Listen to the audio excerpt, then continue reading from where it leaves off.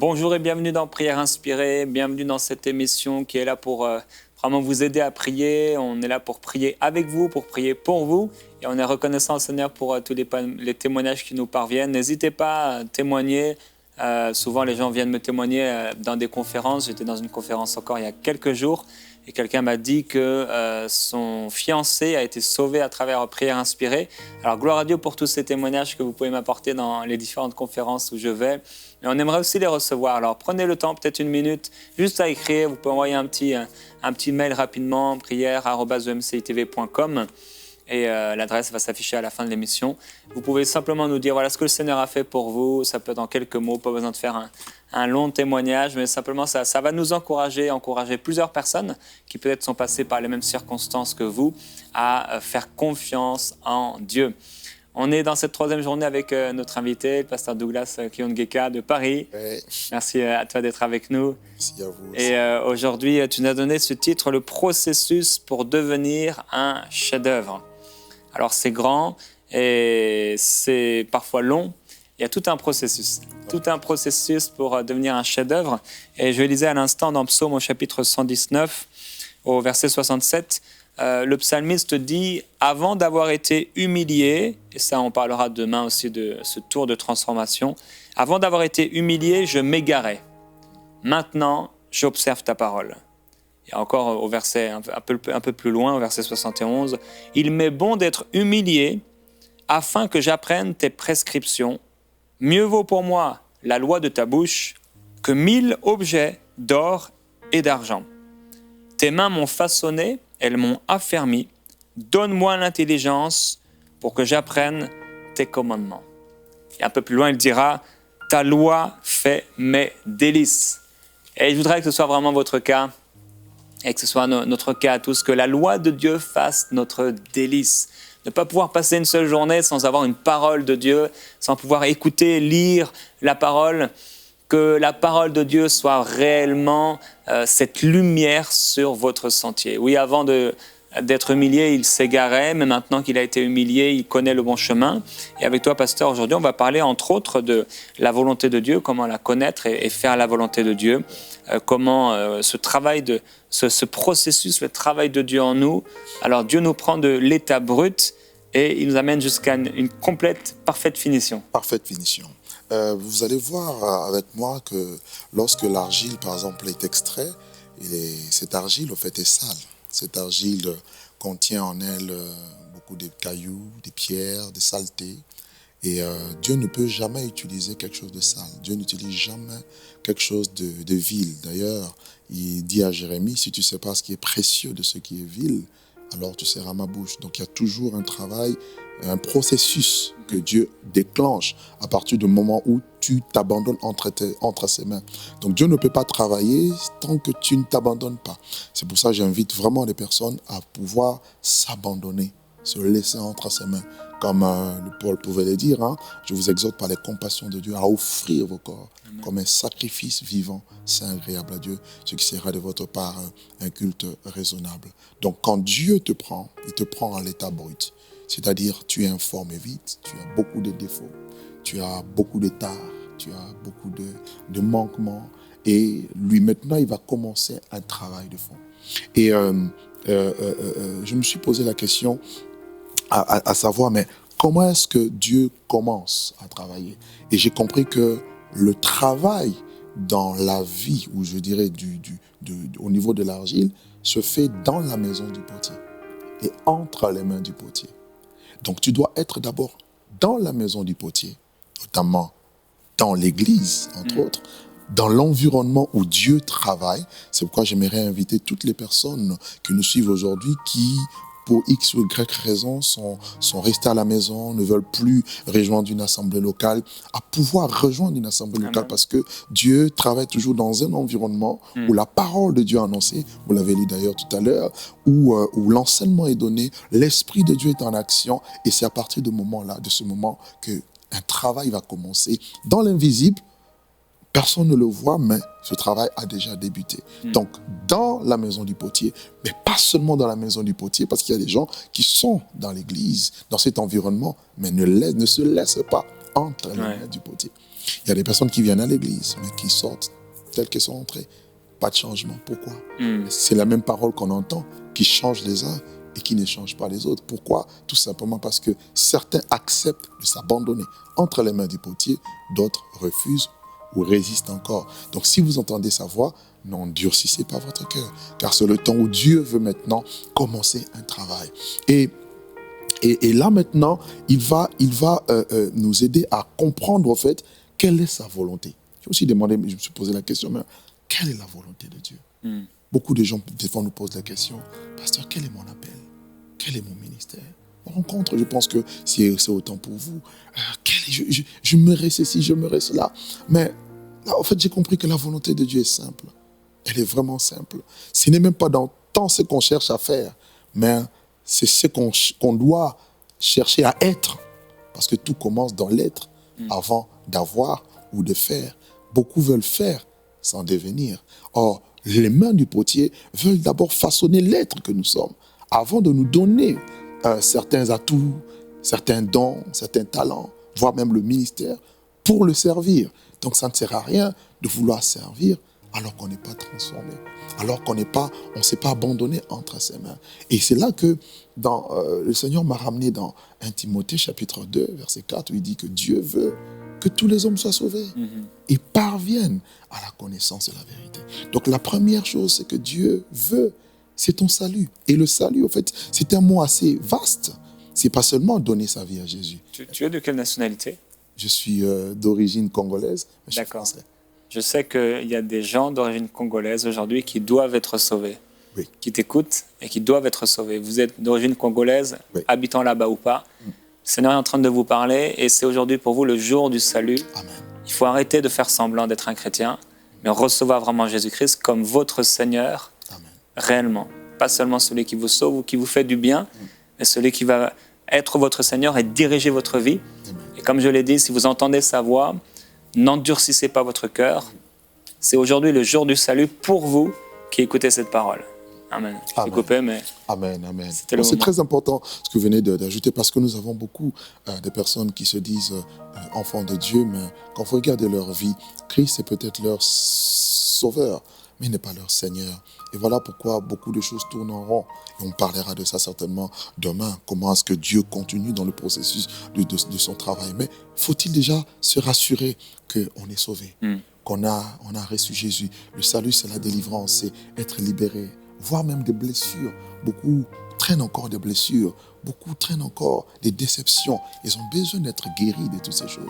Jésus dit, l'Esprit du Seigneur est sur moi parce qu'il m'a oint pour annoncer la bonne nouvelle aux pauvres, mais aussi pour guérir ceux qui ont le cœur brisé. Donc dans le salut, il y a aussi cette guérison-là. Et à partir du moment où tu as été guéri, là maintenant, un travail peut commencer.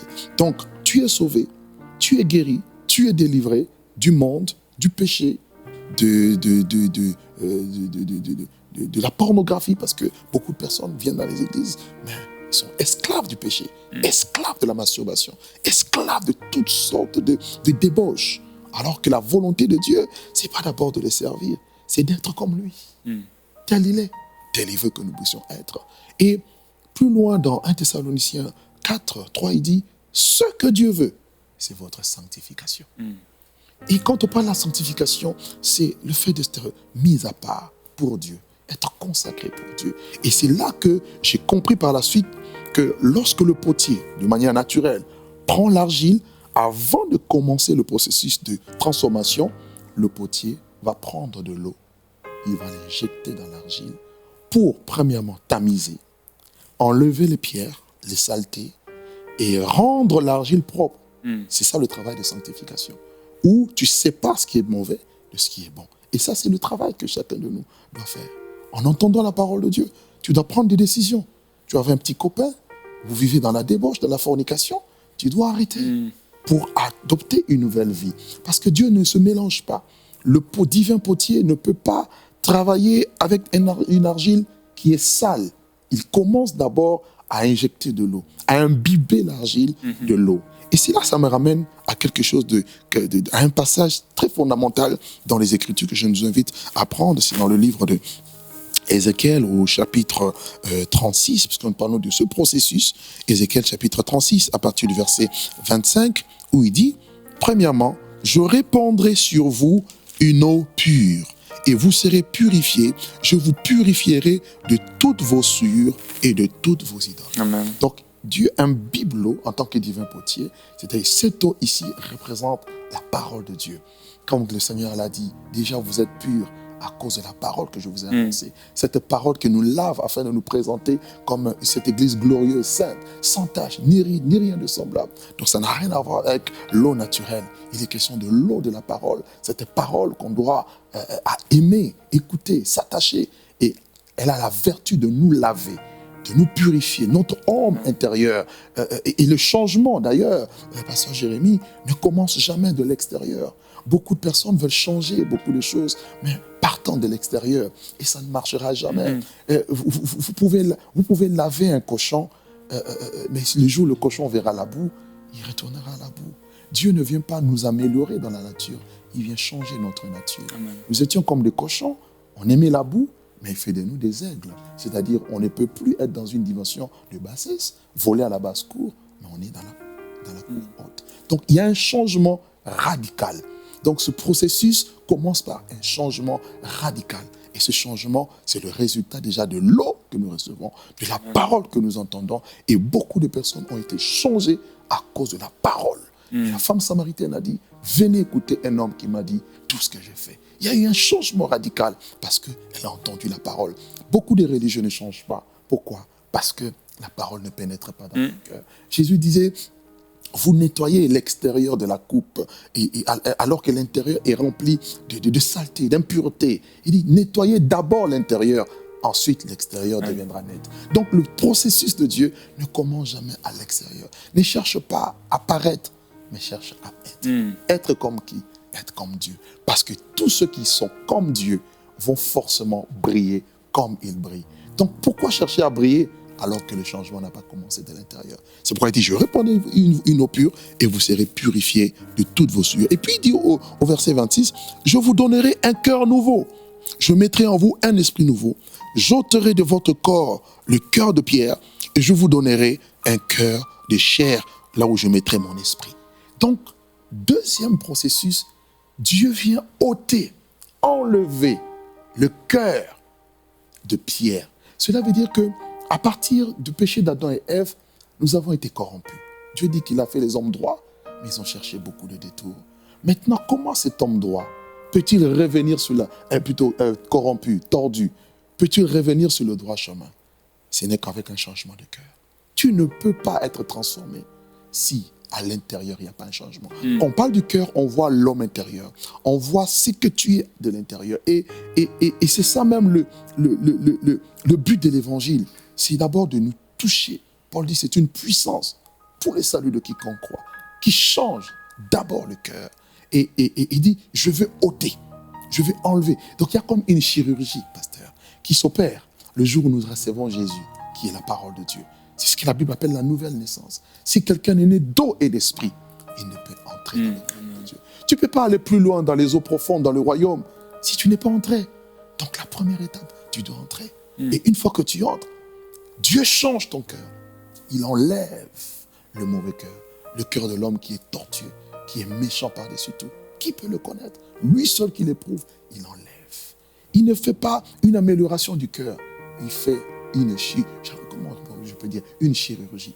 Et c'est pour ça même, Dieu a demandé à notre père Abraham de se circoncire. Parce que la circoncision d'Abraham, pour rentrer dans les promesses de Dieu, préfigurait au fait la nouvelle naissance, un changement de cœur. Vous ne pouvez pas vivre les promesses de Dieu avec votre cœur tordu. Donc c'est pour ça que j'invite toutes les personnes qui nous suivent à changer véritablement de cœur. C'est-à-dire la circoncision implique qu'on doit enlever quelque chose, le prépuce doit être coupé, pour ensuite adopter une nouvelle vie. Et il dit, je vous donnerai ensuite un cœur nouveau. Et c'est dans ce cœur nouveau qu'il va mettre son esprit. Donc il veut faire de toi une nouvelle personne. Et là, toujours en méditant sur ce thème, je me suis rendu compte que Dieu a dit à Jérémie quelque chose dans Jérémie 1:10. Il dit, je t'établis sur les nations pour que, tu rages, tu ruines, tu abattes, tu détruises. Ensuite, que tu plantes et que tu bâtisses. Donc, il y a plus d'actions de destruction dans nos cœurs que des actions constructives. Pourquoi? Parce qu'il est difficile de changer quelqu'un. D'ailleurs, aucun homme ne peut changer quelqu'un. Seul Dieu, par la puissance de sa parole, peut changer. Et il dit, tu dois changer. Le monde doit quitter ta vie. Combien viennent au Seigneur, mais ils partagent Dieu et la vie du monde. Combien viennent au Seigneur, se traînent avec eux des traditions anciennes, des coutumes, voire même des pratiques occultes. Combien de personnes mélangent leur spiritualité avec le monde? Dieu n'est pas dans le mélange. Et Dieu n'agira jamais là où il y a le mélange. Pour que Dieu agisse, il faut que tu te sanctifies. Il dit, heureux ceux qui ont le cœur pur, car ils verront Dieu. Voilà un peu comment Dieu travaille. Et une fois que tu laisses Dieu travailler ton cœur, et j'aimerais parler aux jeunes, Dieu doit arracher les choses. Ton langage doit changer. Amen. Ton comportement, ton caractère doit changer pour avoir le caractère de Christ. Voilà pourquoi Paul pouvait dire, mes enfants pour qui je prouve de nouveau les douleurs de l'enfantement jusqu'à ce que Christ soit formé en vous. Nous devons avoir le caractère de Christ, avoir en nous les empreintes du Seigneur, la marque de Dieu, la marque déposée du Seigneur en nous. Et là, c'est le caractère de Christ qui vit en nous, le fruit de l'esprit. Pas les dons. Les dons viennent après. Mais si tu as les dons et que tu n'as pas le fruit du Saint-Esprit, ça sera terrible. Donc, l'essentiel pour Dieu, c'est sa nature d'abord, qui doit être, nous devons devenir participants de la nature divine avant de recevoir le reste. Et ensuite, tu dois changer aussi ton apparence. Il y en a qui disent, mais oui, Dieu voit seulement le cœur. Mais c'est de l'abondance du cœur que la bouche parle. C'est du cœur que viennent les mauvaises choses. Donc, quand il y a un mal quelque part, le Seigneur ne va jamais à la surface. Le Seigneur va toujours à la source, à la racine. Et le changement doit commencer là. Dire à Dieu, Seigneur, je m'abandonne entre tes mains, je te donne mon cœur, change-moi et accepte de changer. Si tu étais en colère contre quelqu'un, tu pardonnes.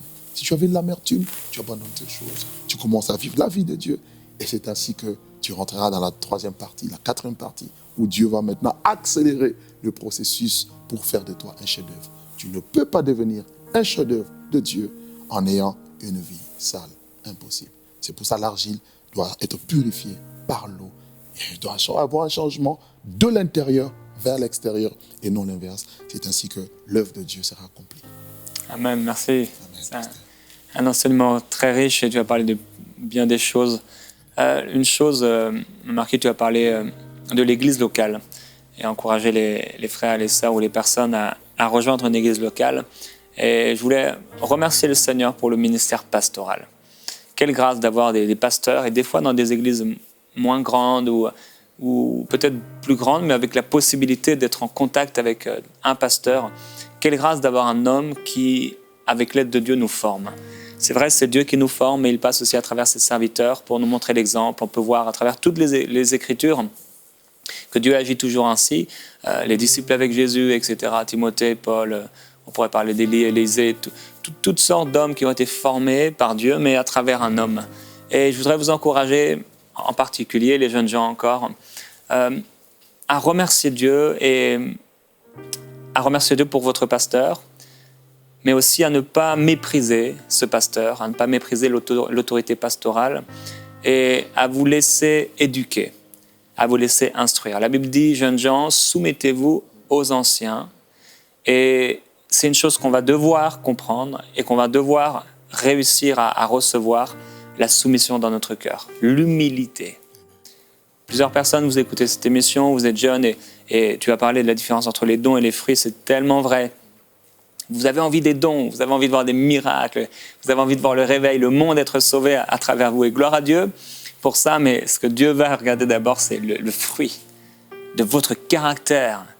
Si vous êtes patient, et l'amour est patient, si vous marchez vraiment dans l'amour ou si vous êtes constamment en train de critiquer, d'avoir un jugement porté sur les autres, sur le pasteur, sur telle personne qui commence à prêcher, est-ce que c'est ça votre cœur?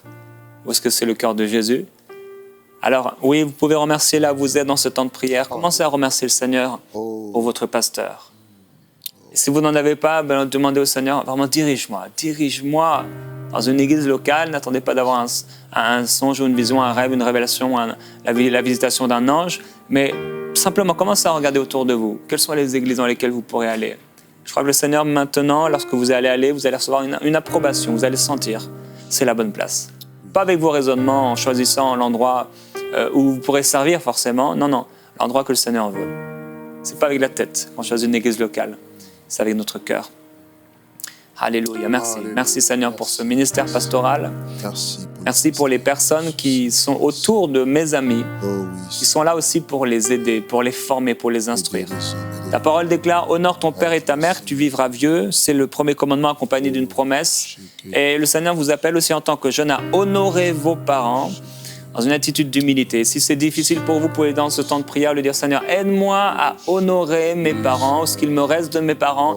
Aide-moi à honorer mes autorités spirituelles. Aide-moi à honorer les anciens dans l'Église. Aide-moi à honorer ceux qui sont plus avancés que moi dans la foi. Aide-moi, Seigneur, à marcher dans l'honneur, à garder un cœur qui est humble. Oh Seigneur, je veux être humble, je veux marcher dans une humilité profonde. Viens construire en moi cette humilité, ce cœur humble. Avant d'avoir été humilié, je m'égarais, mais Seigneur, maintenant que tu m'as humilié, alors que je marche aussi dans cette humilité, je vais connaître ta volonté. Je vais connaître ta volonté. Le pasteur a également parlé de ce passage qui nous dit que notre corps doit être présenté devant Dieu comme un sacrifice. Et tu es là, tu écoutes, et ton corps n'est pas comme un sacrifice pour Dieu, mais tu vis dans le péché. Il a parlé de, entre autres, citer la pornographie, etc. Et ces choses-là, tu peux demander au Seigneur, mais Seigneur, libère-moi-en, parce que tu regardes à ce qui est visible, mais le Seigneur te dit maintenant, c'est à l'intérieur, dans ton cœur. C'est pas qu'il faut enlever la télé, c'est pas... Non, c'est qu'il faut enlever dans ton cœur cet amour pour ces choses. Il faut renoncer dans ton cœur à cette chose. Il faut renoncer à ton orgueil, renoncer à ta chair. Et moi j'agirai, dit le Seigneur. J'agirai, je te formerai, je te remplirai. Tu deviendras un vasine ébranlable. Alléluia, merveilleux Jésus-Christ. Merci Seigneur pour l'œuvre que tu fais. Et particulièrement, tu m'as mis à cœur la jeunesse.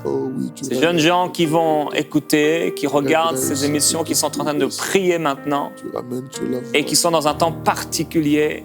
Merci pour l'instruction, merci pour des cœurs humbles, pour des cœurs doux, pour des cœurs patients, persévérants à faire le bien, pour la fidélité éprouvée.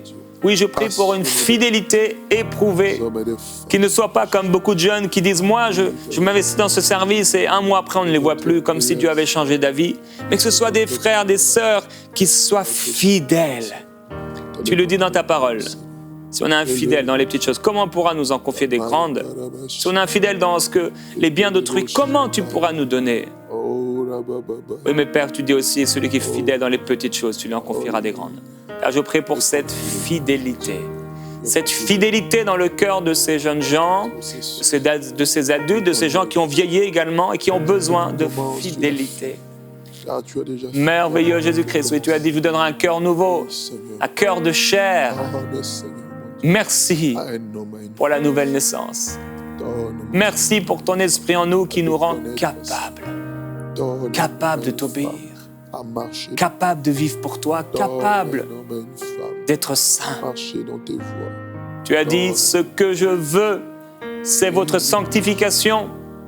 Et le Seigneur dit à quelqu'un aujourd'hui, tu as prié pour connaître la volonté de Dieu, et voilà ma volonté. C'est la sanctification.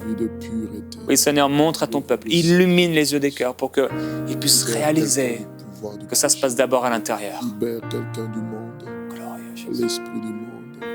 Libère quelqu'un, Seigneur, des traditions. Amen. Libère quelqu'un, Seigneur, mon Dieu, de l'occultisme. Libère quelqu'un, Seigneur, des liens de ce monde. Libère quelqu'un, oh Dieu, qui se retrouve enfermé, emprisonné dans les carcans, Seigneur, mon Dieu, Père, de la déception. Libère quelqu'un des blessures. Libère un homme et une femme qui a perdu la confiance en soi, qui a perdu son identité, à savoir que tu es là, au cœur de notre vie, et c'est toi qui nous fais vivre, à s'abandonner entièrement entre tes mains. Libère, Seigneur. Libère, mon Dieu. Libère. Un peuple nouveau s'élève. Un peuple ayant un cœur nouveau. Un peuple assoiffé de Dieu. Un peuple prêt à accomplir ta parole. Alléluia. Un peuple transformé, Oh, un merci, peuple Saint-Esprit. changé, un peuple disposé, Merci, un Saint-Esprit. peuple ayant le cœur bien disposé. Oh, Que les rebelles viennent à la sagesse de juste. Oh, que ceux qui étaient carrés, égarés reviennent sur le droit chemin. Que ceux qui étaient perdus, Seigneur, soient retrouvés. Que ceux qui étaient courbés soient redressés, Seigneur. Seigneur. Oh oui, que ceux qui étaient tombés soient relevés, mon Dieu. Alléluia, oui. Ceux qui avaient échoué, mon Dieu, Oh, réussissent entre les mains du divin potier. Te faisons confiance. Te faisons confiance. Oh, relève un jeune, relève un homme et une femme. Quelqu'un qui a cessé de croire. Jésus-Christ. Seigneur, donne-lui de croire à nouveau. Oh, merveilleux Jésus. Donne à quelqu'un de croire à nouveau que c'est possible. Avec le Dieu de la résurrection. Avec le Dieu qui est capable de tout. Le voici, Seigneur. Le Dieu qui est Comme une capable offrande. de tout. Une offrande Fais-le, Seigneur. entre tes mains. Agis, Seigneur. Agis, Seigneur. Entre les mains du divin potier, rien ne peut échouer. L'œuvre, tu commences, tu l'achèves toujours. Dis, celui qui a commencé en vous cette bonne œuvre la rendra parfaite.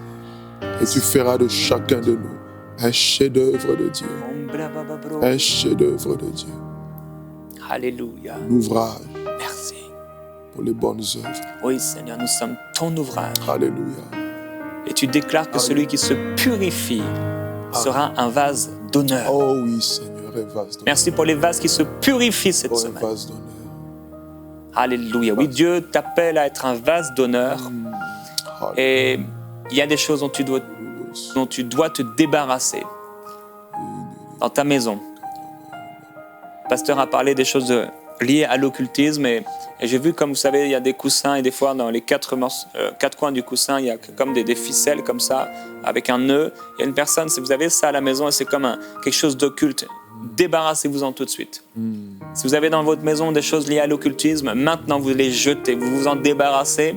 Si vous avez des choses liées à la pornographie, etc., vous vous en débarrassez. La drogue, certaines personnes, vous avez de l'herbe à la maison, de la drogue, peut-être même des cigarettes, des choses comme ça, vous vous en débarrassez. Débarrassez-vous de tout ce qui pourrait vous empêcher d'avancer. Le Seigneur est en train de vous former. Ce que je veux, dit Dieu, c'est votre sanctification. Que la puissance de Dieu soit sur vous. Demain, on va parler de ce tour de transformation. Alléluia. Et le Seigneur va continuer son œuvre. À demain dans Prière inspirée.